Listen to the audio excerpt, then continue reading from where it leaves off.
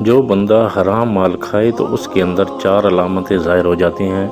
وہ 4 علامتیں کون سی ہیں؟ اگر آپ کے اندر وہ 4 علامتیں ظاہر ہو رہی ہیں یا آپ کے اندر وہ 4 علامتیں ہیں تو سمجھو آپ کا کھانا پینا اور کمائی حرام ہے، آپ حرام کھا رہے ہیں۔ اور صحیح سے غور کرنا کہ میں کہیں سے حرام مال تو نہیں کھا رہا، حرام مال تو نہیں کما رہا۔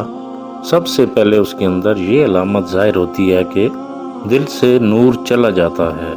دوسری علامت یہ ظاہر ہوتی ہے اس کی طبیعت میں سستی آ جاتی ہے، کائلی آ جاتی ہے۔ اور آپ دیکھیں کہ آج کل ہر بندہ سستی اور کائلی میں مبتلا ہے۔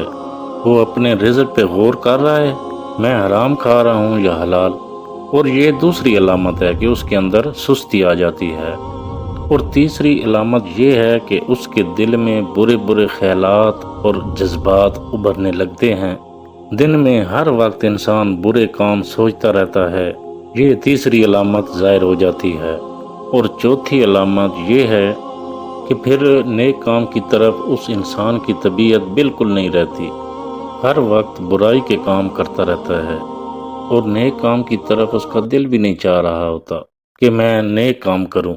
یہ 4 علامتیں اگر آپ لوگوں میں موجود ہیں یا ان 4 میں سے ایک بھی ہے تو اپنی کمائی پر اور اپنے رزق پر غور کرو کہ میں کہیں سے حرام تو نہیں کما رہا۔ اور میرے نبی کی ایک حدیث سننا، میرے نبی فرماتے ہیں کہ جب کوئی جوان یا نوجوان اللہ کی عبادت میں مصروف ہوتا ہے تو پتہ ہے شیطان اپنے دوستوں سے کیا کہتا ہے؟ شیطان کہتا ہے کہ دیکھو اس کی خوراک کیا ہے، اس کی غذا کیا ہے۔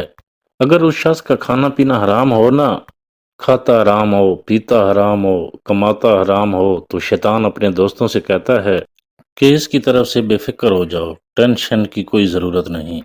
کیوں ٹینشن لینے کی ضرورت نہیں ہے؟ جب اس کا کھانا پینا حرام ہے تو اس کی عبادتوں کا کوئی فائدہ نہیں۔ یہ عبادتیں 1000 دفعہ کرے، اس کا کوئی فائدہ نہیں ہوگا۔ شیطان کہتا ہے ہمیں تو ان لوگوں کو گمراہ کرنا ہے نا جو نیک کام کرتے ہیں، حلال کھاتے ہیں، حلال کماتے ہیں، اور ان کی نیکیاں ان کو فائدہ دیتی ہیں۔ اور جو بندہ حرام کھاتا ہے اس کی ایک عبادت بھی قبول نہیں ہوتی۔ شیطان اپنے دوستوں سے کہتا ہے کہ تم اس کی طرف سے بے فکر ہو جاؤ،